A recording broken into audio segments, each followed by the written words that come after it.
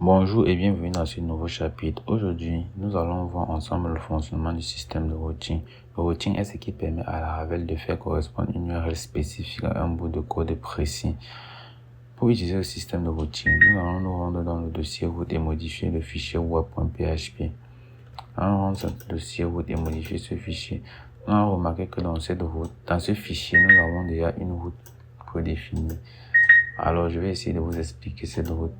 Là, nous avons la classe route qui est déclarée. Cette classe est prise dans ce namespace. Ensuite, nous avons la méthode utilisée. Ici, c'est la méthode get. Ensuite, nous avons deux paramètres. Le premier paramètre, c'est l'URL. Ici, c'est la page d'accueil qui est la racine. Ensuite, nous avons une fonction de callback qui renvoie une vue. Les vues que nous allons voir plus tard dans un prochain chapitre. Mais les vues se trouvent dans le fichier ressources. Nous avons un dossier view. Ici, nous avons un fichier welcome.bed.php. Là, c'est le code HTML qui nous est renvoyé dans notre navigateur que voici. Maintenant, nous allons voir comment créer nos propres vues. Pour ce faire, nous allons essayer de créer nos propres vues, notre propre route. Autant pour moi. Nous allons voir comment créer nos propres routes. Pour ce faire, on utilise la classe route suivie de la méthode. Ici, on va utiliser la méthode get suivie du paramètre. Ici, on va considérer qu'on veut créer une tâche suivie de la fonction de retour. Comme nous n'avons pas encore vu les vues, là nous allons retourner une chaîne de caractères qui dit tout simplement bonjour. Bonjour.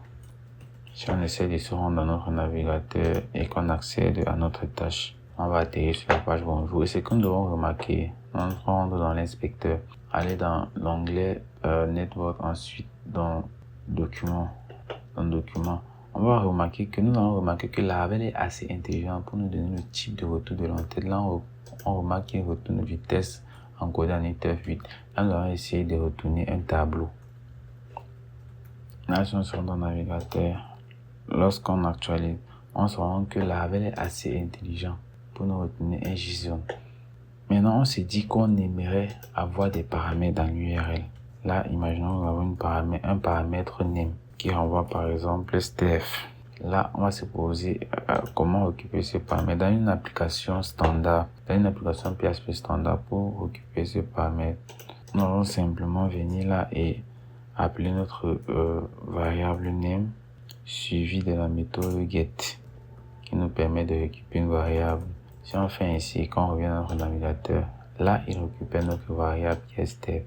Mais c'est pas la méthode recommandée dans Laravel. Pour ce faire dans Laravel, nous avons un objet appelé request. Request qui se trouve dans le namespace HTTP. Dans ce namespace, nous avons cette méthode que nous allons déclarer une variable. Pour ce faire, là, j'appelle maintenant la variable que je viens de déclarer, request, suivi de la méthode input, suivi du nom de ma variable qui est name. Si je viens dans le navigateur, nous avons exactement le même résultat. Là, c'est la manière recommandée par Laravel pour récupérer une variable passée dans l'URL. Et sachez que cet objet request comporte plusieurs méthodes. Par exemple, si on veut récupérer le nom du fichier en cours, nous avons la méthode path qui permet de retourner le nom du fichier en cours, le chemin du fichier que voici.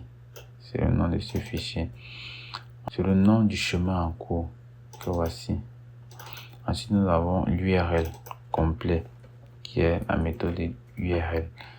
Si j'actualise là, il nous retourne l'URL complet que voici. Et imaginons que à l'intérieur de cette variable, de cette URL, nous avons plusieurs variables. Par exemple, là, on a dit test qui retourne par exemple salut. Comment on fait pour occuper ces deuxièmes variables? Là, je vais simplement venir, je vais dire test. Là, j'ai une variable, je vais appeler all, je vais changer le nom. Je vais dire que all me retourne toutes les variables qui se retournent avec la méthode all. Si j'actualise, on va voir qu'il nous retourne all, qui retourne les deux variables qui se trouvent dans notre URL. Souvent, on aimerait avoir une URL qui soit plus proche de la réalité. Par exemple, on aimerait avoir une tâche. Par exemple, ma tâche suivie de l'ID de la tâche. On aimerait que notre page affiche ainsi. Pour ce faire, nous allons créer une route pour cela. On va recopier cette route. Nous allons venir là, on va passer ces paramètres. Premier paramètre qui est le slug. Ensuite, nous avons l'ID. Pour ce faire, nous allons venir là, nous allons déclarer nos deux variables en précisant le type de nos variables. Ici, on a la variable slug. Ensuite, nous avons la variable ID.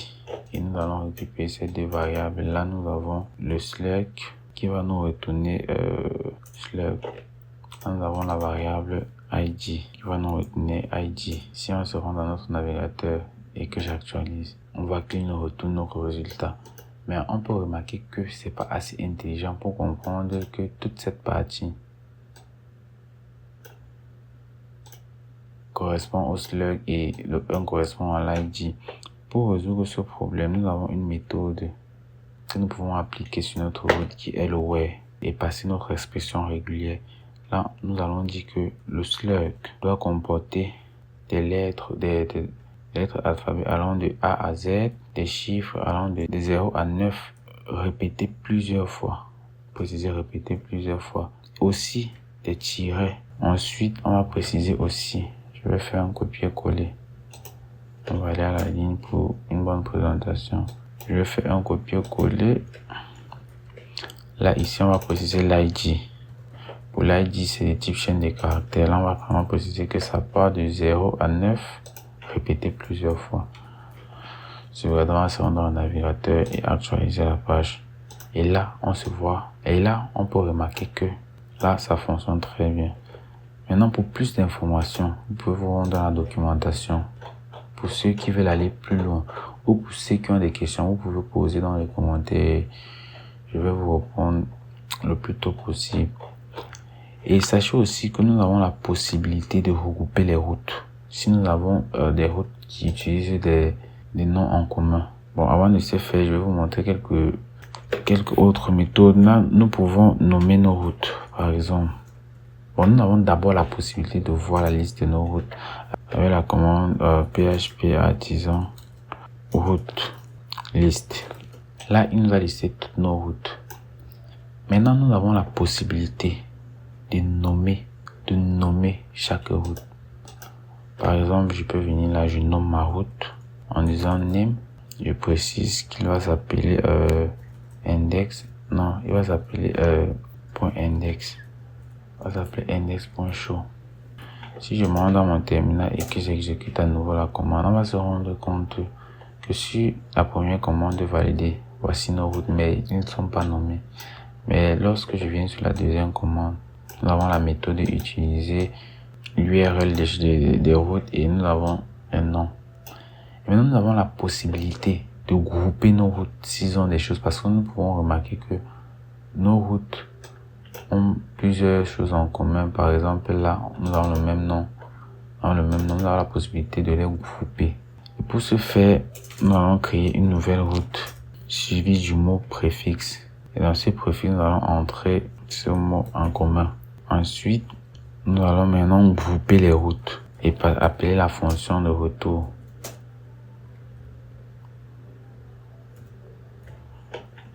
Là, nous allons recopier toutes nos routes. Et on va les coller. Vu que nous avons donné un préfixe commun à nos routes, là, je vais supprimer. Là, je vais supprimer. Parce que si je viens dans mon terminal et que je tape la même commande, je n'ai aucune différence. Même si je me rends dans mon navigateur et que j'essaie d'actualiser, tout fonctionne toujours normalement. Maintenant, j'ai la possibilité de grouper aussi le nom de mes routes. Ça veut dire que là, je remarque que le name, dans le name, nous avons toujours des noms en commun. Là, je peux récupérer ce name que j'ajoute aussi sur le groupement. Là, quand je viens sur mes routes, j'ai plus besoin de préciser ce mot. Et si je me rends dans mon terminal et que je retape la même commande, je me rends que le résultat est similaire. Il n'y a aucun changement. On aura le temps de plonger un peu plus en détail sur les routes lorsqu'on parlera des routes et des middleware. Et voilà globalement pour le récapitulatif des routes dans Laravel. Alors, ce qu'il faut retenir, c'est qu'on utilise une route suivie de la méthode get ou post ou delete ou autre méthode pour définir une route en fonction de ce que l'on souhaite renvoyer. On précise l'URL en premier paramètre et la fonction retour en second paramètre. Et avec ça, je vous donne rendez-vous dans le prochain chapitre où on découvrira ensemble le fonctionnement de l'ORM et comment communiquer avec la base de données.